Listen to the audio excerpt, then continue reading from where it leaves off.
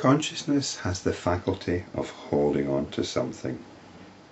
A notion so held is known as samskara. I spoke about this before.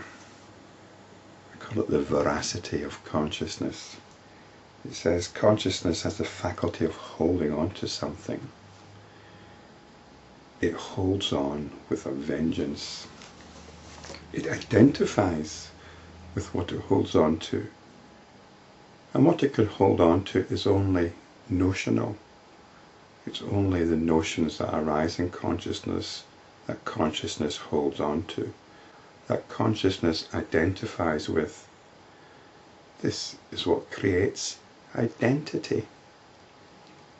Identity consists of notions which are fundamentally identified with. These are our samskaras. When they're challenged, it feels like a violation. But we have to challenge them if we're interested in penetrating back to consciousness.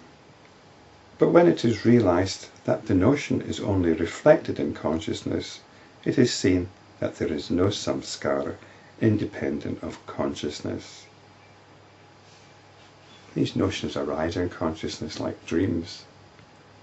What substance is there in a notion? We have the notion of substance. We have all sorts of notions, but that's all they are, notions.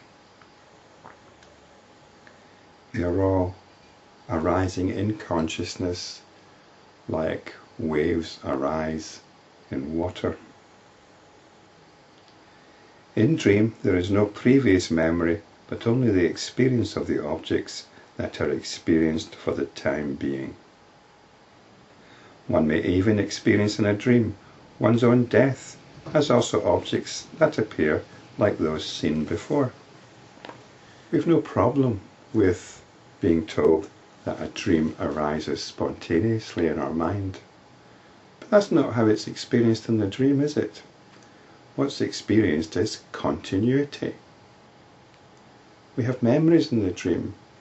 We might have a friend in the dream that we've never met in our waking life, and we'll have memories of that friend in the dream. We'll think of our friendship going back some years perhaps. We'll have our home in the dream. It might look completely different to our home in the waking state, but that home in the dream will have all the familiar feelings of home. It will have continuity. This is what consciousness does. It identifies with notions of continuity. It identifies with notions of memories, memories which indicate something existing in the past. And you can even experience your own death in the dream. So we can experience continuity and termination in the dream. Again, continuity and termination are notional. It's curious that even when we die in the dream, we still carry on, don't we?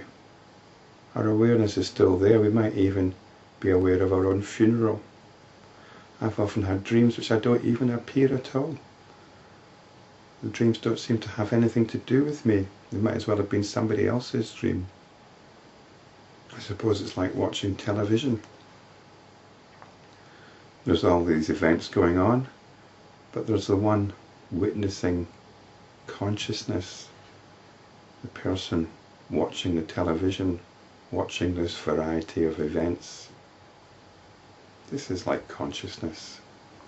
It's essentially unmoved. This creation was but a mirror reflection in the indivisible consciousness in the beginning, and hence it was non-different from that consciousness. So these notions that arise in consciousness can be seen as simply reflections, just like when a crystal glitters, but there's no external light. Brahman, the infinite consciousness alone, shines as this world, which is not something new. In other words, Brahman is not the result. Brahman has not been created by something.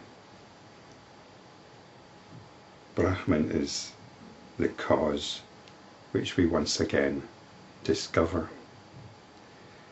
The cause alone is the effect. The cause was there before the effect and will remain even after the effect ceases to be. And this is the experience of the enlightenment practitioner, this identification with the effect. We wake up from the identification with the effect and realize our true identity with the cause. The cause is the non-doing Brahman. Because the cause acts efficiently, samyak karoti, in bringing about the effect, it itself is known as samskar. There's a bit of Sanskrit wordplay here. Acting efficiently, which we heard about in the first paragraph, is a translation from the Sanskrit samyak karoti. So samskara comes from the first syllable of each word. And this is the identification. This acting efficiently is the total identification with the effect. This is what gives us our identity, the fundamental notions by which we create reality. That which existed before the arising of the dream, but shines as that which was seen before, that is known as samskar. And this is referring to the feeling of continuity that we've got. We feel that what we've got here is the sum result of everything that's gone before. But it's not. That's consciousness doing its thing. That which existed before the arising of the dream is pure consciousness. Then the dream arises along with a sense of concreteness and of continuity. This is samskara. This is our identification. We identify with this notion that there's a past